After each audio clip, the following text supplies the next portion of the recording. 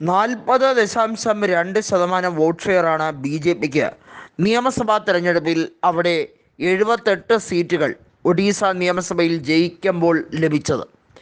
എന്നാൽ 51 സീറ്റുള്ള ബിജു ജനതാദളിന് തൊട്ട് പിന്നാലെ തന്നെ അവരുടെ വോട്ട് ഷെയർ എന്ന് പറയുന്നത് 38%. കോൺഗ്രസിനാകട്ടെ നല്ല രീതിയിൽ തന്നെ പ്രവർത്തനം കാഴ്ചവെക്കാൻ കഴിഞ്ഞു. 15%-ലേറെ വോട്ട് ഷെയറും 14 നിയമസഭാ സീറ്റുകളും അവർക്കുണ്ട് എന്നുള്ളതാണ് എടുത്തു പറയേണ്ടത്. ഇത്തവണ ലോക്സഭയിൽ ഒരു സീറ്റ് പോലും നേടാത്ത ബിജു ജനതാദൾ രാജ്യസഭയിൽ അവർക്ക് എംപിമാരുണ്ട്.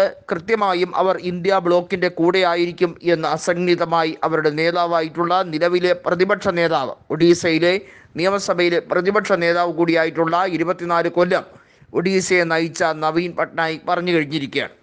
ഒഡീസയിൽ ഇനി അങ്ങോട്ട് കോൺഗ്രസുമായി സഹകരിച്ച് മുന്നണി ഉണ്ടാക്കി ആ രീതിയിലേക്കായിരിക്കും കാര്യങ്ങൾ കൊണ്ടുപോകുക എന്ന് പ്രഖ്യാപിച്ചു കഴിഞ്ഞിരിക്കുകയാണ്. നമുക്കറിയാം, ബിജു ജനതാദൾ 2000 കൊല്ലത്തിൽ, അതായത് 1999 അവസാനമായപ്പോഴാണ് ബി ജെ പിയുമായിട്ട് സഹകരിച്ച് മുന്നോട്ട് പോകുന്ന രാഷ്ട്രീയ രീതി അത് തെറ്റല്ല എന്ന് പറഞ്ഞുകൊണ്ട് മുന്നോട്ട് പോയത്. പിന്നീട് നിരവധി തവണ ഇലക്ഷനുകളിൽ ഒറ്റയ്ക്ക് നിന്നു ജയിച്ചിട്ടുണ്ടെങ്കിൽ പോലും ബി ജെ പിയെ തള്ളിപ്പറയാനോ അല്ലെങ്കിൽ പാർലമെൻറ്റിൽ ഏതെങ്കിലും ബിൽ പാസ്സാക്കുമ്പോൾ ബി ജെ പിക്ക് അനുകൂലമല്ലാതെ ചിന്തിക്കാനോ എടുത്തിട്ടില്ല.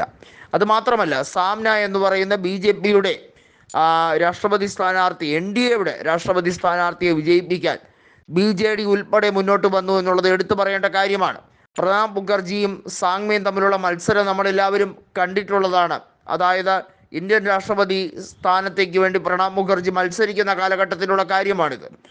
അത്തരത്തിലൊരു രാഷ്ട്രീയ നീക്കം അവിടെ നടന്നിട്ടുണ്ട് എന്നുള്ളത് എടുത്തു പറയേണ്ട കാര്യമാണ്. അതിലുൾപ്പെടെ ബി ജെ പിയെ, എൻ ഡി എയെ സഹായിച്ചിട്ടുള്ള ബി ജെ ഡി ഇപ്പോൾ യഥാർത്ഥത്തിൽ തിരിച്ചറിഞ്ഞു കഴിഞ്ഞിരിക്കുന്നു ബി ജെ പി ഏതൊക്കെ രീതിയിലാണ് രാഷ്ട്രീയ കളികൾ കളിക്കുന്നതെന്ന്.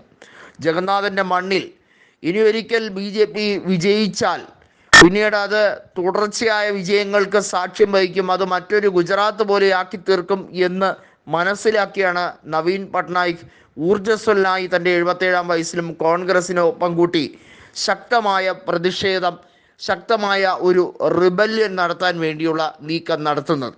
അത് ഒഡീസയിലെ ജനങ്ങൾ കൃത്യമായും ശ്രമിക്കുന്നുണ്ട്.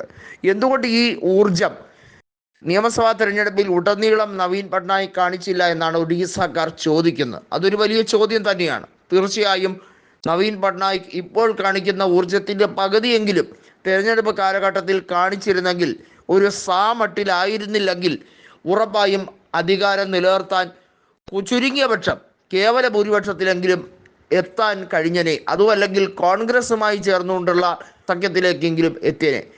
10 സീറ്റെങ്കിലും കൂടുതലുണ്ടായിരുന്നെങ്കിൽ കേവല ഭൂരിപക്ഷം ലഭിച്ചനെ എന്നുള്ളതാണ് എടുത്തു പറയേണ്ട കാര്യം. ബി ജെ പിക്ക് ലഭിച്ച 78-ൽ 10 സീറ്റെങ്കിലും കുറഞ്ഞിരുന്നെങ്കിൽ കോൺഗ്രസുമായി ചേർന്ന് കേവല ഭൂരിപക്ഷം അതായിരുന്നു ഇപ്പോൾ കൃത്യമായും ബി ജെ ഡി കേന്ദ്രങ്ങളെ ഏറ്റവും കൂടുതൽ വിഷമിപ്പിക്കുന്ന കാര്യം. പക്ഷേ അതിനെയൊക്കെ അതിജീവിക്കാൻ വേണ്ടിയുള്ള തീവ്രമായ ശ്രമം ഇനിയുള്ള കാലഘട്ടത്തിൽ നടത്തും എന്നാണ് ബി ജെ ഡി പ്രഖ്യാപിച്ചിരിക്കുന്നത്.